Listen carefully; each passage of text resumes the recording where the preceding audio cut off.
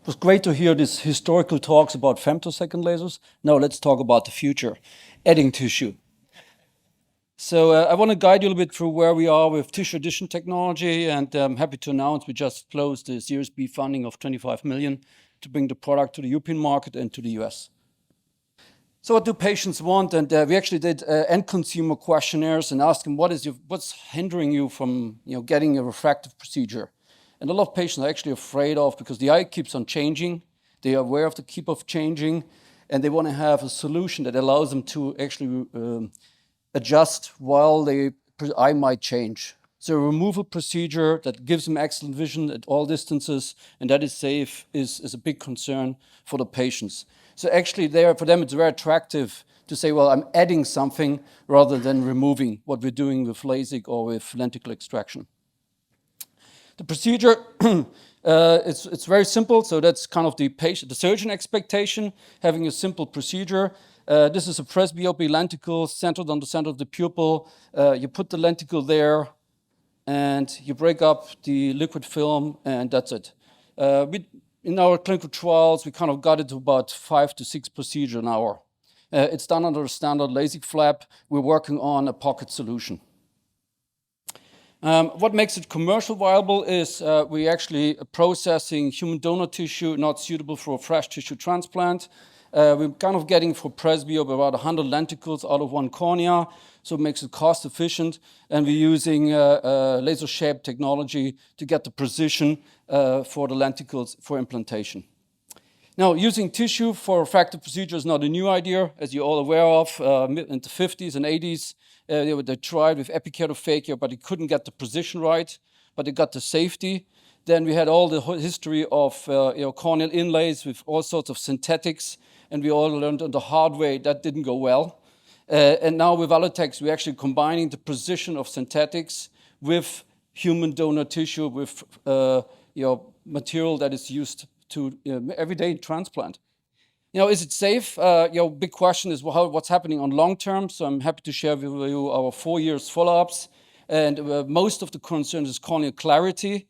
As we're all aware of, the tissue, the corneal lenticles that were used made of synthetics caused long-term problems and corneal scarring and haze.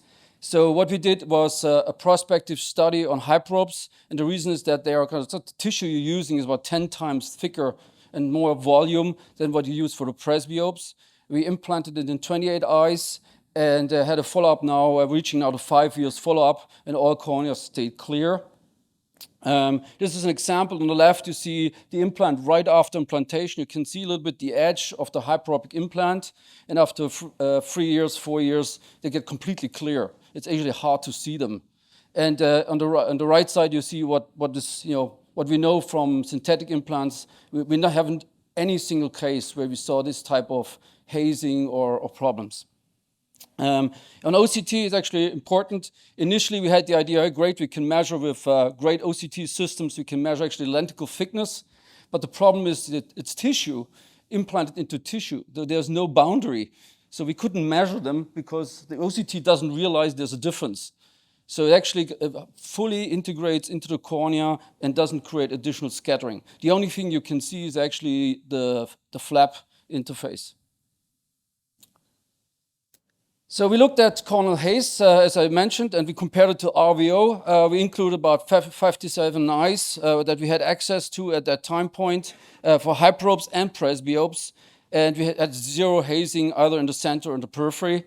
And if you compare that, what is the involvement of what was happening with revision optics, they had 75%. That was actually why they had a class 1 recall from the FDA and were taking off the market.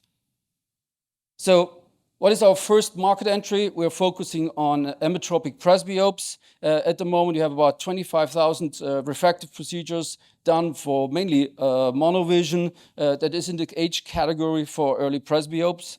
We have a patient pool of about 10 million patients that were created to be emmetropic presbyopes by LASIK over the last 20 years. And we have about a target pool of 135 million patients, potentially candidates for presbyopia surgery in the US and in Europe. Clinical results, we had on average a gain of about 5 lines in near vision. All patients had less than 20/40 near vision before surgery. 98% achieved better than 20/40 after the procedure. What's happening at 4 years? You can see here the untreated eye keeps on progressing and it's losing near vision. And that's what we're expecting also in the immediate part. The treated eye is losing a bit in distance vision over time, similar to what is the untreated eye is doing. And you can see that intermediate near is pretty much stable and still kept improved. And the binocular vision still is excellent over all distances. And that's at the 4 years endpoint. How does it work? We pretty much do what most people would expect. We do extended depth of focus by increasing 4th and 6th order spherical aberration. You can expect a kind of a steepening of about 2.5 diopters in the center of the cornea and creating nice spherical aberrations in wavefront sensing. So the concept is we're extending depth of focus. So it's not a kind of monovision, and we're implanting in one eye.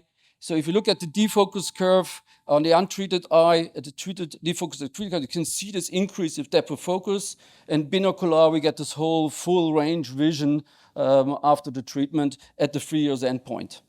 So what about removability? We had 3 cases in the studies we did on the multicenter European trials that have been removed. All cases went back to baseline. There was no corneal imprint, something we were used to know from synthetic inlays.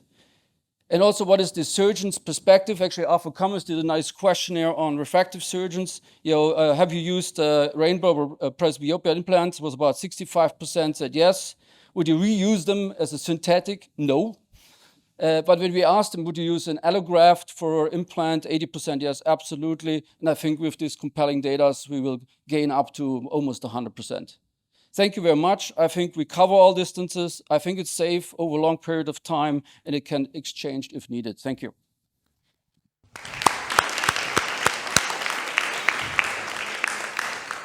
Thank you, Michael, for a wonderful talk and, breakthrough technology, which is very likely going to change our refractive surgery armamentarium. I also believe in tissue addition technology in the future. I have one question to you. You mentioned that currently we place the thin presbyopic lenticle underneath of the flap. I was one of the investigators worldwide for your study. I remember that. And you also mentioned that you work on the pocket solution. Now, how would you solve that? Because this implant, this device is very thin. It's hard to handle that. What's your idea how we can place it inside of the pocket? Yeah, a very good question, Pablo. We start with the flap because it's straightforward, very LASIK-like procedure, very relatively simple to learn. Now, if you go to pocket, you're right. The tissue has a diameter of 2.5 millimeter and a thickness of 20 microns. So it's actually very thin. It's like a very thin layer. And the approach we're taking is what we call an inserter. The inserter is in a style like what you would use in a DMAC, a miniaturized DMAC inserter or injector, like a Jones tube. We can insert it, and then you can, the tricky bit is to unfold without creating wrinkles. So that's something we currently started to work on. It is a challenge. We're not there yet, but it's something I'm pretty sure we can resolve over the next 2 years to bring that even maybe as a preloaded solution into the market, where you basically just take the preloaded inserter, inject the lenticle into a channel, and that could be a very simplified procedure. Okay, very good. And what is the shelf life, and at what temperature can you store that? Is it a room temperature storage?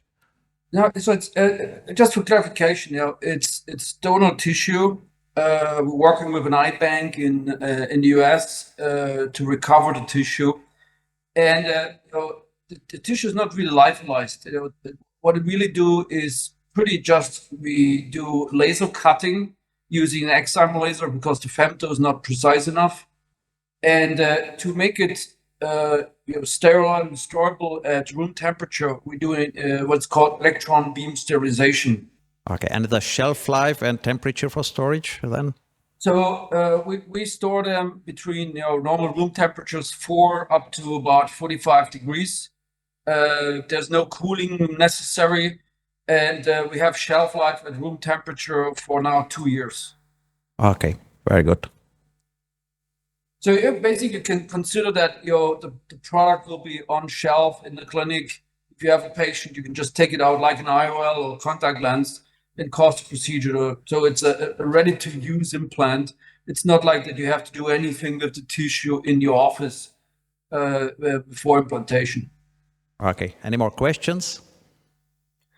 Yes, I have a question. Do you expect or have you observed any variability on the outcomes according to the preparative aberrations of the cornea? Like, because we can expect that regarding the spherical aberration pre-op can change the thing.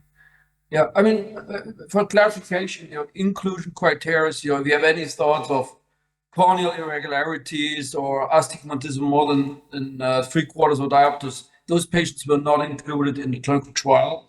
So they had to have some regular cornea. So the amount of variability in the aberrations in our study was quite limited. Now, if you move from, let's say virgin eyes towards post-LASIK eyes, I think we have to have some differentiation. If the patients have been treated with modern lasers for low myopias, I don't see an impact. But if you have, let's say, treatments with older laser generations, for example, especially in Europe, we have a lot of treatments with, tissue-saving algorithms that were very common 20 years ago that caused a lot of spherical aberration from the LASIK procedure. There, we might have to, change the design to address those patients. Thank you so much, Michael. It was very interesting. Congratulations. We keep fingers crossed, and we continue with Jorge Alio and his talk about the golf ball injury and challenging surgery.